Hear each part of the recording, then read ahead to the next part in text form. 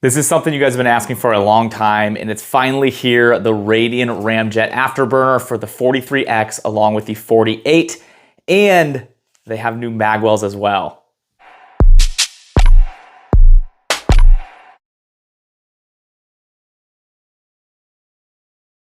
In this video, we're gonna go over, are these worth the addition, the length, the cost? We're gonna show some slow motion side by side with and without the compensator to help you decide if this is worth it for you. And then going over the actual mag wells, how they made them work, because there's a new patent pending design, how they prevented these from being flimsy and bendy like most mag wells you'll get with a Glock. So 30-second breakdown before we get to the full video, that way you can just stop watching because you know exactly what I think. These things do help mitigate the rise. This is the only compensator that I personally trust and use that is worth the cost and the added length and all the other additions that you have to get when getting compensators. These are not finicky with ammo in my experience. I have 7 of these, Glock 45, Glock 17, 3 SIGs along with these 2. In my experience, I've not had any weird issues with malfunctions or trying to use different ammos like I've had in the past with other compensators. The problem with compensators are they add the length, they make it weird, maybe holster compatibility doesn't work, and then you're just adding cost to your gun, to which then you have to buy different springs and then run different ammo to make sure they function right. I've not had that with these, which is big and a big reason I continue to get these.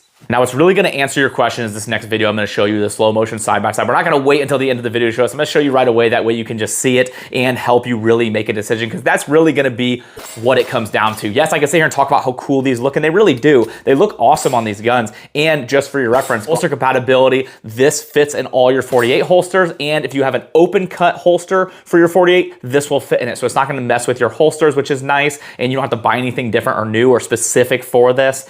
And this video here will show you the difference between the two and the rise, because I can sit here and shoot and be like, okay, yeah, it feels less snappy, which it does, but I can't tell you like an exact percentage or say like, well, yeah, it's a 50% difference based off of my recoil or wrist movement. I can just show you the slow motion and help you make a decision on your own.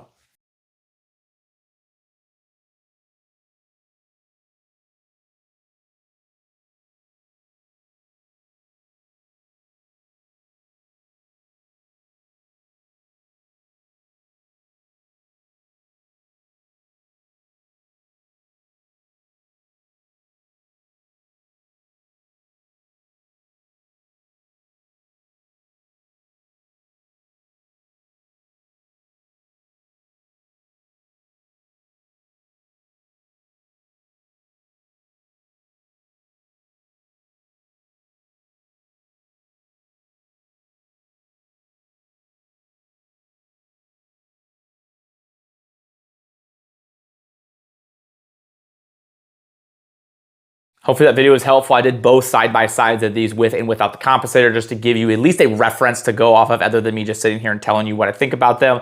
Another benefit to these that a lot of people are gonna like about this, and for those of you that are like, well, I can't have a compensator anyway because I have a threaded barrel. Well, these don't run off a threaded barrel, and that's what's really nice, is they use an interlock system here on the side, and the barrel is proprietary to it, which you get the barrel as well, and you can see, I'll show you a close-up, it's not like a rounded front of the barrel. I think it's a really cool look, and that allows these to be legal in all 50 states, which is cool for those of you that are behind enemy lines and want to be able to still have the benefits of a compensator and not have to go around the goofy, funky laws. Before we get too much farther, let's go over my relationship with Radian. They did send me this pre-release. I did not spend my own money on it, so I do appreciate them getting out here early before they are released so I can get a video to you guys as soon as possible to help you make a better decision if this is something that you want to save for. Now let's go over the company that is incredibly helpful, and that is Vance's in Ohio. It's actually where I got the twins from and get all of my Blue Label stuff from as well. But I went to the Obet store and got some stuff here for the Icarus Precision that is actually going to be getting a Radian Ramjet and Afterburner as well. But huge shout out to Vance's. Make sure you guys check them out,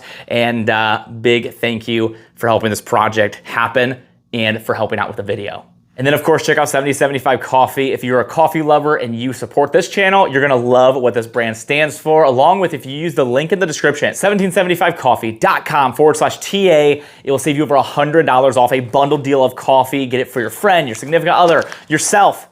Check it out, use that link in the description. Let's get back into this video. Now, these compensators aren't new to the market, they're just new to this platform. And you can see my other videos that I have on the SIG or the Glock 45 if you're interested in different platforms and how they work. I do the same thing, the slow motion test on all of them, so you can see that. But what is new with this is the fact that they're now for the Glocks, and that's what a lot of people wanted. This is a really popular concealed carry gun, and people wanted the ability to run that compensator. Now, some of you might ask, is the 48 just too long now that you have the compensator on here? Because now your 43X is basically a 48, just with a cool compensator, and the 48 turns into like this odd Glock 34 single stack, which is really neat and it's cool, but some of you might not like the length of that. I don't think it's too long. I don't think it's impossible to conceal carry. Where you're starting to lose the ability to conceal carry is when you're making that grip longer, and this keeps the same grip length. You're just making that barrel a little bit longer. You don't get the benefits of longer sight radius, but you do get the benefit of the compensator up front and this being a little less snappy. So is it too long? It's really gonna be a personal preference. I really like this size because it makes it that 48 length, and I think that's about perfect for me. And the fact that it's a single stack, it just makes it a little thinner. The one thing that I would love to see Glock do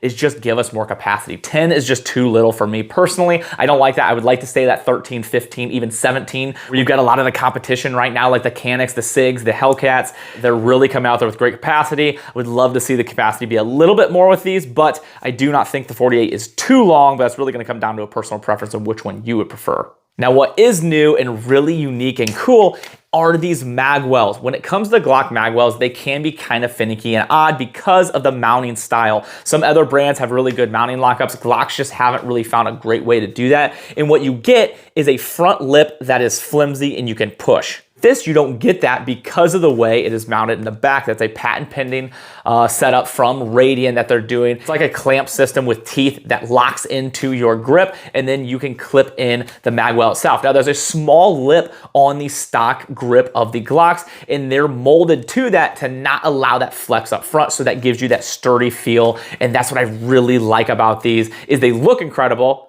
and they do have that sturdy aspect, because when you're shooting, you want to have a good grip on there. You want to have that ledge and the benefit of the mag well along. Obviously, you get the benefit of being able to throw mags in there quickly, but it gives you a ledge on the bottom to put your hand on, especially if you have a little bit larger hand. It gives you something to push against. And when they're flimsy, it doesn't benefit anybody, and to me, it just looks tacky when they're flexing and bending. Now, when the mag's in there, you don't really get that flex as much because the mag is holding everything together. But when you release that mag, that's when you really get that flex. But with these two, that eliminates that, and I think that's pretty cool. So I'll be interested to see how this holds up and how that new system is. Obviously, it's brand new. I can't give you too much information because I've only had it for a little while. I've only put about 100 rounds through these guns, so I have not had enough time to really be like, yeah, that's a super solid system. But the time that I've had it, it feels sturdy, and I like the design and the thought process behind it. So I'll keep you guys updated on that. But I just wanted to give you guys a quick look at these new Ramjet Afterburners, which they look awesome.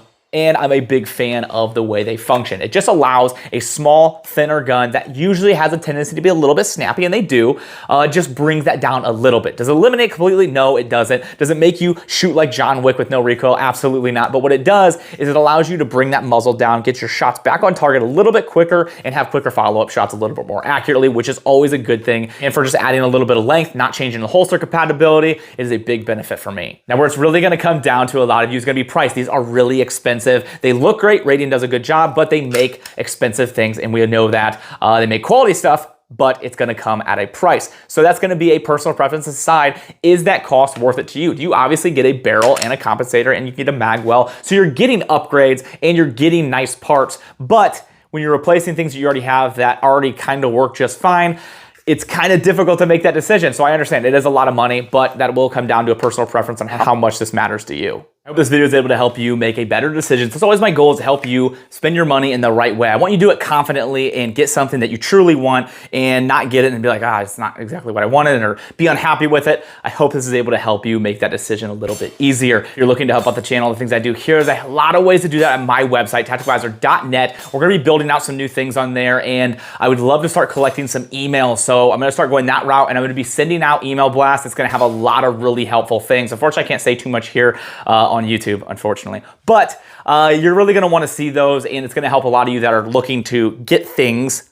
of such nature at really, really good, better than everywhere else places. So you'll want to sign up for that stuff when I start those. So keep an eye out on my website. Check out Howitzer Clothing to donate 5% of proceeds to charity. And they have a Tactical Visor shirt, which is super cool. And I'd love for you guys to check that out. I always like to finish on a Bible verse. I find it important. And I've been studying Matthew lately. So we're in Matthew 6:24. No one can serve two masters, for either he will hate the one and love the other, or he will be devoted to the one and despise the other. You cannot serve God and money. And money is really brought up a ton in the Bible. One of the most things that is brought up in the Bible, which is for good reason, because money is something that helps us all survive and live and do things, but it's not something we ever want to make our master or care so much about it that it takes us away from God and what we truly need to be doing and studying. And it's such an easy thing to do because you're constantly thinking about it. You're constantly thinking of bills, or and you're thinking of different things that you could be getting that I'm inevitably showing you here in this video. But being able to differentiate the two and be able to just praise God and use money to live